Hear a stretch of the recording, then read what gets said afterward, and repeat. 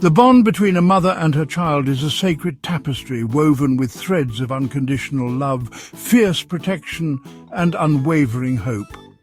Sarah embodied these virtues, her heart overflowing with love for her young son, Ethan. Ethan, a vibrant child with a contagious laughter, was suddenly struck by a mysterious illness. It began subtly, a persistent cough, a fleeting fever. But soon, these whispers of ailment escalated into a storm, ravaging the young boy's health. Sarah watched in anguish as her son, once brimming with energy, grew frail and listless, his laughter silenced by the grip of the ailment. Days bled into weeks, each one a painful reminder of Ethan's deteriorating condition.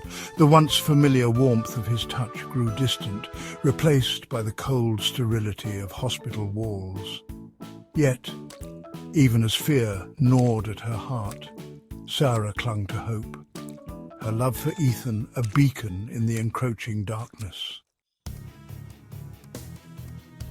Ethan was admitted to the hospital, a sterile and imposing structure that mirrored the growing fear in Sarah's heart. The doctors, with their hurried steps and clipped tones, embarked on a battery of tests, their faces grim as they studied the results. Each day brought fresh pronouncements, each one pushing Ethan further from the shores of health and closer to the precipice of despair. The medical professionals, despite their best efforts, seemed baffled by Ethan's condition. Their treatments, though administered with the precision of their training, seemed to offer little respite. The illness, like a relentless tide, continued its advance, eroding Ethan's strength with each passing hour. Sarah, her heart heavy with a mother's dread, watched as her son slipped further away, the vibrant light in his eyes dimming with each passing day. Then came the fateful night when the whispers of critical and guarded transformed into the deafening silence of despair. Ethan, his small body racked with the disease, drew his last breath. Sarah, her heart shattering into a million pieces, held her son close. The warmth of his hand, now growing cold, a searing reminder of her loss. Doctors, their faces etched with a professional sadness, gently tried to usher Sarah away, but she refused to release her son. In that moment of profound grief, surrounded by the stark reality of Ethan's lifeless form, Sarah made a choice fueled not by logic or reason, but by the raw, unyielding power of a mother's love. She would not, could not, accept this loss. She would petition a higher power, the one force mightier than the cold hand of death, her faith. "Please, God," she cried out, her voice hoarse with anguish and hope, "don't take my son, don't take my baby." Her words, raw with emotion, echoed through the sterile silence of the hospital room.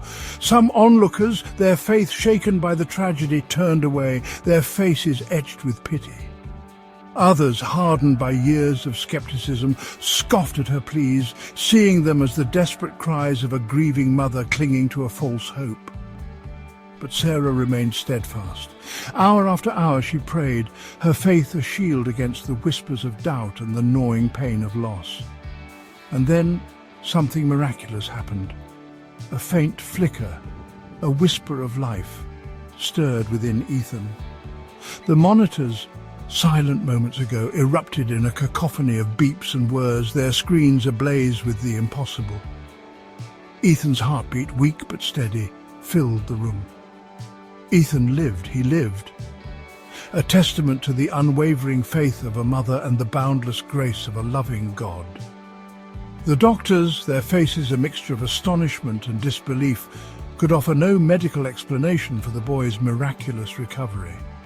The news of Ethan's resurrection spread like wildfire, transforming doubt into belief, skepticism into awe.